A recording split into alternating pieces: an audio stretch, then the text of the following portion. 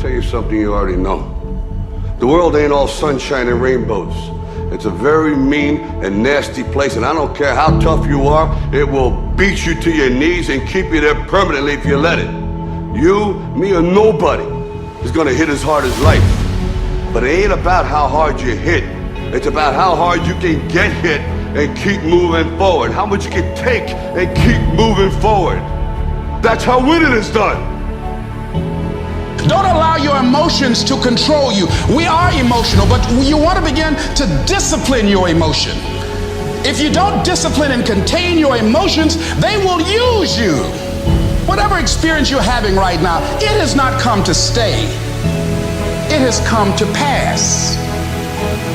Not to stay, just to pass. It's just going through. The time is now. The time is now to express and for people to believe in themselves. The time is now for it to be okay to be great. If you want to begin to move into your own personal greatness, if you want to begin to really enjoy a happy, successful, healthy life, you've got to be willing to go against the tide. You've got to be willing to harness your will and say, in spite of this, I'm in control here. I'm not going to let this get me down. I'm not going to let this destroy me. I'm coming back, and I'll be stronger and better because of it. You have got to make a declaration that this is what you stand for. You're standing up for your dreams. You're standing up for peace of mind. You're standing up for health. You want it, and you're going to go all out to have it. It's not going to be easy. When you want to change, it's not easy. If it were in fact easy, everybody would do it. But if you're serious, you'll go all out.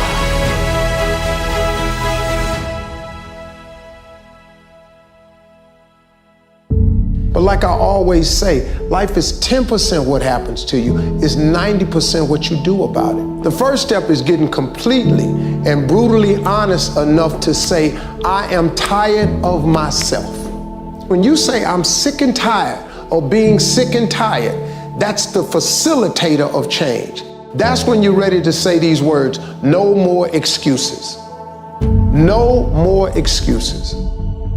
I believe that self-discipline is the definition of self-love. That when you say that you love yourself, that means that you have behavior towards yourself that is loving.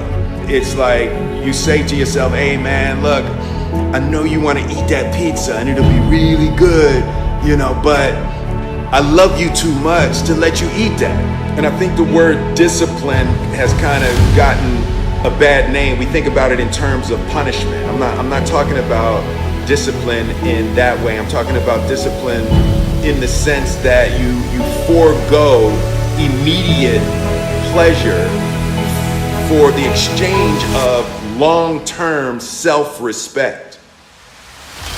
If you find your passion, you're going to have this tremendous energy. It's sustainable energy. But momentum requires you always do the next thing to keep the momentum going. And the reason you get yourself in a passionate place is so that you change your life, and the only thing that changes your life is making a decision. So while you're in this passionate state, that's where you make decisions. A decision is the first step. Decision is like a war. I gotta do this or that. All right, I'm gonna make myself do this. But commitment is when you now, after you've decided, you commit to do this for the long term. Whether it's hard or easy, doesn't matter. You're doing this. It takes it from this moment and it carries it into the future even when things are difficult. The only way the commitment and the energy and the momentum continues is if you take immediate, massive action is the cure-all.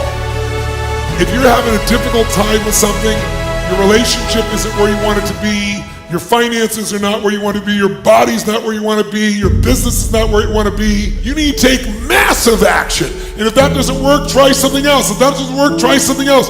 Keep going with massive action and you will find the way, because it will give you momentum.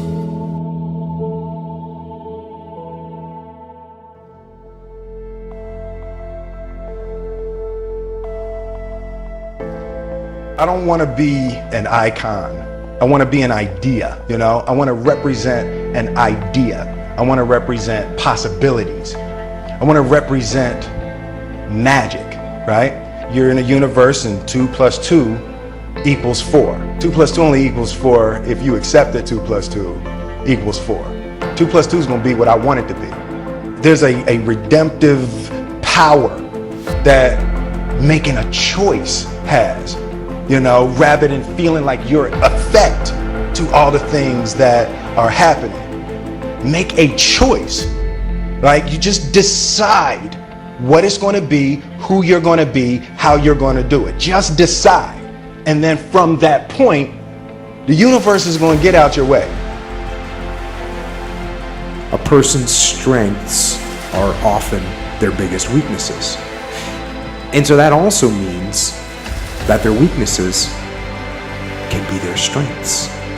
So, me, I am weak. In all those ways that I listed, I am weak. But I don't accept that. I don't accept that I am what I am and that is what I'm doomed to be. No, I don't accept that. I'm fighting. I'm always fighting. I'm struggling and I'm scrapping and I'm kicking and clawing at those weaknesses to change them, stop them. Some days I win. Some days I don't. But each and every day I get back up and I move forward with my fists clenched toward the battle, toward the struggle. And I fight with everything I've got to overcome those weaknesses and those shortfalls and those flaws as I strive to be just a little bit better today than I was yesterday. The only thing that I can see, and you can never really look at yourself, the only thing that I see that is distinctly different about me is I'm not afraid to die on a treadmill. I will not be outworked, period. You know, you might have more talent than me, you might be smarter than me, you might be sexier than me, you might be all of those things. You got it on me in 9 categories. But if we get on the treadmill, right, there's 2 things. You're getting off first, or I'm gonna die. It's really that simple, right? So let's go back to the question about what if people block me out. It's going to be 2 options. I'm going to get back in, or I'm going to be dead. You're not going to outwork me. It's such a simple, basic concept.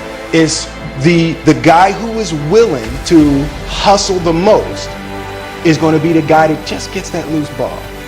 The commodity that I see the majority of people who aren't getting the places they want or aren't achieving the things that they want in this business is strictly based on hustle.